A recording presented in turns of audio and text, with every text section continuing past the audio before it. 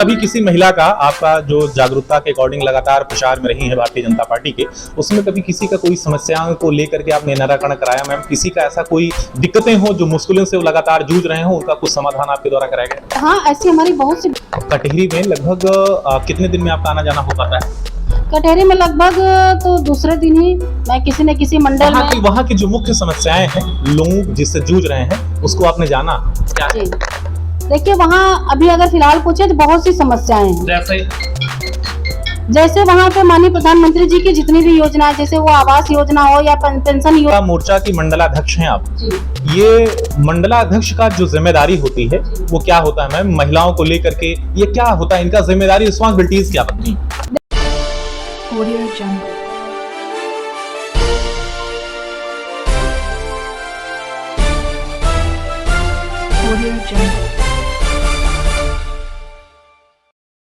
दर्शकों, आप देख रहे हैं अभी समाचार टीवी और मैं हूं अभिषेक उपाध्याय। इस समय अगर बात करें तो अभी बीते दिनों हाल में ही लोकसभा चुनाव की सरगर्मियां जो बड़े जोरों पर उसका उतार हुआ है। कहीं न कहीं से अगर देखा जाए, आज हमारी टीम पहुंची जनपद अंबेडकर नगर। अगर बात करें तो यहाँ की बड़ी ही लोकप्रिय महिला जो परिचय की मुहताज नहीं है, प्रसूनलता सिंह जी हमारे साथ हैं, जो महिला मोर्चा की मंडलाध्यक्ष हैं। इनसे वार्ता करते हैं आखिरकार कहीं न कहीं से जो जनपद है, लगातार इन्होंने पूरी भारतीय जनता पार्टी का चुनाव रैलियों के साथ में पूरी जागरूकता फैलाई और शायद इस समय अगर हो सकता है तो संभावित प्रत्याशी हैं विधानसभा कटहरी से। आइए इन्हीं की जुबानी जानते हैं आखिरकार यहाँ का क्या हालात है और डेवलपमेंट के बारे में सारी जानकारी। मेरे चैनल में आपका बहुत बहुत स्वागत। नमस्कार भैया। अगर बात करें आपसे सबसे पहले नगर जनपद के बारे में, तो लगातार आपका अभी लोकसभा चुनाव की जो तैयारियां थी, तो बतौर आपकी जागरूकता रैली करना, लोगों से मिलना, संपर्क यात्रा लगातार जारी रखना, ये सब क्या कहना चाहेंगे? देखिए, हम लोग पूरी तरह से तैयार थे इस बार एकदम चुनाव को लेके, लेकिन है थोड़ा सा किसी वजह से का मतलब कि वही विपक्ष ने जो कुछ ऐसे मुद्दे ला के रख दिए थे जिससे कि हमारे लिए थोड़ा सा चैलेंज बढ़ गया। जी, चैलेंज बढ़ गया था। जैसे उन्होंने झूठी अपनी बातें ला के रख दी कि हमारी सरकार जो है ये संविधान को बदल देगी। उनकी एक योजना ही मान के चलिए, योजना उनकी काम की, जो कि वो झूठे ला के घर घर में जाके चोरी छुपे सुबह शाम में अपने जो हर परिवार में 1 लाख रुपए प्लस 8,500 रुपए खटाखट का जो एक अलग ही रूमर उड़ा दिए थे, उससे थोड़ा सा हमारे लिए समस्या खड़ी हो गई जी। और रही बात कटहरी विधानसभा की, तो कटहरी विधानसभा में हम लोग भी थोड़ा सा महसूस किए हैं कि हमारी अभी तक कुछ सरकार की जितनी भी योजनाएं हैं उससे हमारी वहाँ की जनता पूरी तरह से भी संतुष्ट नहीं हो पाई थी। और इसका कारण भी है क्योंकि हमारे पार्टी का वहाँ कोई विधायक नहीं था, कोई सांसद अभी तक नहीं बन पाया था, इसलिए हम अपनी योजना को उनके घर तक पहुँचा नहीं पाए थे। अच्छा, सबसे पहले अगर आपसे बात करें मैम, भारतीय जनता पार्टी को लेकर के और आम जनमानस से संपर्क यात्रा जो भी आपकी रही, ये कई महिलाओं का जत्था के साथ आप बराबर लोगों के बीच में जाती हैं, कई परिवारों में आपने संपर्क किया एकदम चिलचिलाती धूप में, इसके पीछे का उद्देश्य क्या रहा आपका? इसके पीछे का उद्देश्य मेरा यही था कि हमारे प्रधानमंत्री द्वारा जितनी भी योजनाएं हैं, वो योजनाओं को मैं घर घर में, हर गांव में, मतलब छोटे से बड़े पूर्वे तक जाके मैं बहनों को अपने जागरूक करना चाह रही थी। मैं उनको बताना चाह रही थी कि हम आप निर्बल नहीं है, हमारे लिए हमारी सरकार खड़ी है, हमारे लिए बहुत सी योजनाएं, बहुत सी सुविधाएं हैं, हमें जागरूक होना है, हमारी सरकार बहुत हम लोगों के लिए काम कर रही है, इसलिए आप सभी लोग विश्वास करिए, एकजुट होइए, एक साथ होइए और हमें भारतीय जनता पार्टी को जिताकर यहाँ पे सांसद लाना है और हमें अपनी सरकार बनानी है। अच्छा, ठीक है, हालांकि वो सफलताएं अधर में ही रह गई, वो सफलताएं मिली नहीं जो संसदीय चुनाव का था। कहीं कहीं से समय अगर देखा जाए तो कटहरी विधानसभा के विधायक थे लालजी वर्मा, जो कि संसदीय चुनाव में सिलेक्ट हुए और लोकसभा चुनाव उनके क्या नाम है झोली में आया, एज ए सांसद है मौके पे। तो कटहरी विधानसभा खाली, तो वहाँ की संभावित आप प्रत्याशी रहेंगी? जी, यस, भारतीय जनता पार्टी से जी। क्या कहना चाहेंगी? अगर कटहरी विधानसभा की बात करें तो अम्बेडकर नगर की 5 विधानसभा में कटहरी एक बड़ी विधानसभा है जिसके आप चुनाव लड़ने जा रही हैं।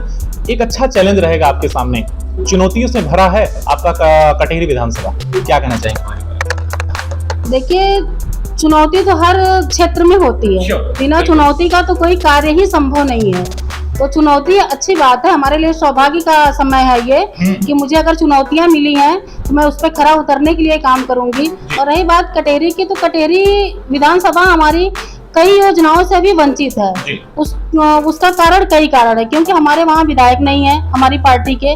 इससे भी है कि हमारे पास योजनाएं तो हैं, हमारी सरकार ध्यान तो दे रही है, लेकिन हर घर में उन लोगों तक जिसको उसकी आवश्यकता उनके तक पहुँचाने के लिए हमारे पार्टी का कोई नेता नहीं है अभी वहाँ तक। इसलिए हमारी योजनाएं से वहाँ के लोग वंचित हैं, जिससे कि कटेरी विधानसभा का विकास नहीं हो पाया अभी तक। मेरा यही एक लक्ष्य है। मैं महिला हूँ, मैं एक आम परिवार से हूँ, मैं जैसे सारे लोग हैं अपने घर में सारे सब कुछ जिम्मेदारियों की निभाते हुए कुछ आगे कदम बढ़ाना चाहते हैं, वही मेरा भी लक्ष्य है। मैं अपना घर परिवार अपने बच्चों को देखते हुए मैं राजनीति क्षेत्र में भी थोड़ा सा अपना प्रभाव दिखाना चाहती हूँ, क्योंकि मैं बिल्कुल एकदम निचले स्तर से, मैं एक साधारण परिवार से हूँ, तो इसलिए मैं हर परिवार के बारे में अच्छी तरह समझना चाहती हूँ। और लोकसभा चुनाव में फिलहाल मैं घर घर गांव-गांव जाकर सभी बहनों के बारे में देखी भी हूँ, और बहुत से बहनें हमारी ऐसी हैं जो कि हमारी सरकार को इतनी सुविधाएं देने के बावजूद भी अभी जैसे लग रहा है कि वो कितना पीछे है, क्या है, कैसे है, उनको कुछ भी मालूम नहीं है। अच्छा, कहीं न कहीं से अगर बात करें तो आप एक महिला नेता हैं। जी।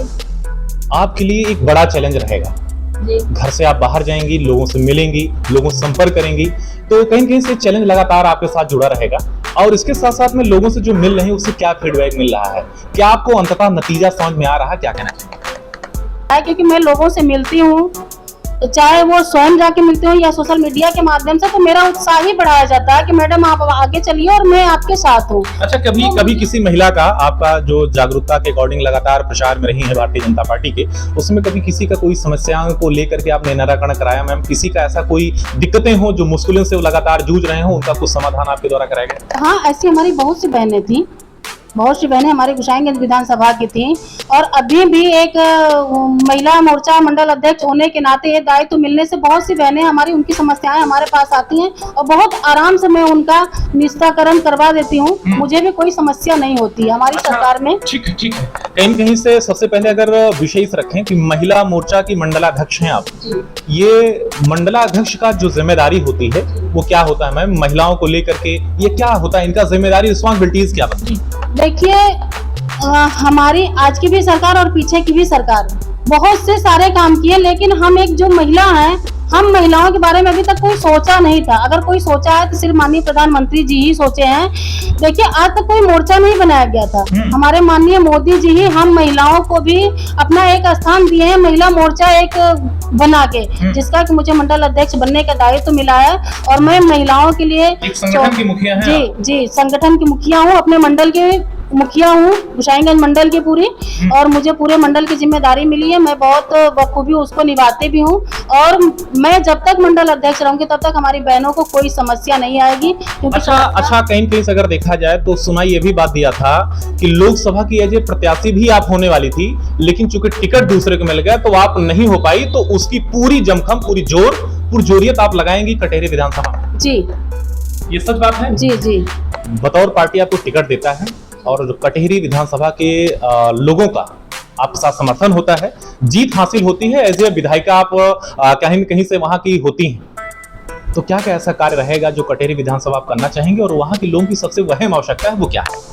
देखिए, कटेरी विधानसभा जिन व्यवस्थाओं से, जिन योजनाओं से अभी वंचित है, मैं एक साधारण महिला हूँ, साधारण परिवार से हूँ, इसलिए मेरा पूरा उद्देश्य है कि मैं कटेरी विधानसभा को भी उन सब चीज़ों से संतुष्ट करूँ जो कि अन्य विधानसभाओं में उनको पार्टी द्वारा मिल रही है, और हर अन्य विधानसभा जो डेवलप कर रही है, ऐसे मैं कटेरी एक आदर्श विधानसभा के रूप में मैं कटेरी को भी वही रूप देना चाहती हूँ।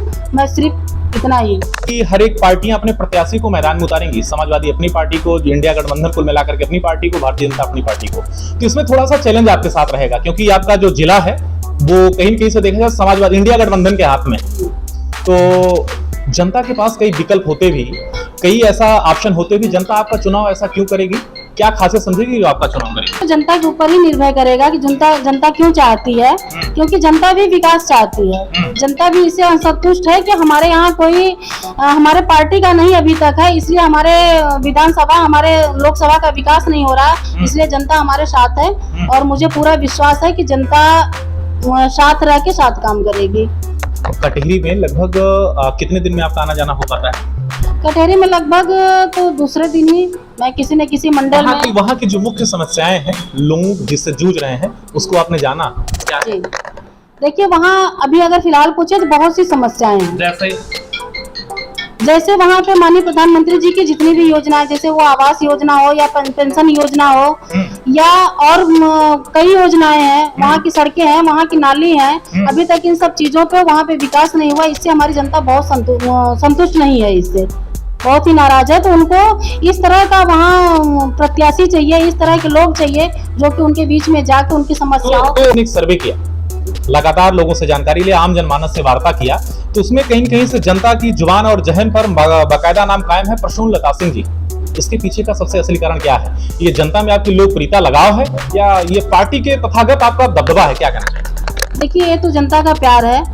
मैं अपनी पूरी जनता, पूरी विधानसभा, पूरी लोकसभा को धन्यवाद देना चाहती हूँ, प्रणाम करना चाहती हूँ कि जिन्होंने मुझे इस तरह से इतना सम्मान दिया है, इतना समझा। बाकी पार्टी में इसको दबदबा नहीं कहते हैं, इसको अपना प्रयास करते हैं। मेरा पूरा प्रयास जी, मेरा प्रयास पूरा जारी रहता है। मैं अपने घर परिवार को देखते हुए मैं राजनीति में भी उतर के कुछ अपने क्षेत्र के लिए, अपने गांव के लिए, अपनी विधानसभा के लिए कुछ ऐसा करूं ताकि उससे लोगों को उसका लाभ मिले, लोगों को लाभ मिले और एक महिला को भी लोग याद करें कि हाँ, महिला भी हमारे लिए कुछ कर सकती है, या इस जगह आके वो भी अगर उसको मौका दिया जाएगा तो वो भी कुछ कर सकती है। जो वीडियो क्लिप चल रहा है, ये कहीं न कहीं से देखा जाए तो आपके पूरे विधानसभा के लोग, पूरे जनपद के लोग और हो सके तो पूरे प्रदेश के लोग भी देखें। क्या कहना चाहेंगे हमारे चैनल के माध्यम से पूरे विधानसभा के लोगों को, पूरे जनपद के लोगों को और पूरे प्रदेशवासियों को? मैं सभी लोगों को बहुत बहुत प्रणाम कर रही हूँ, धन्यवाद दे रही हूँ कि मुझे भी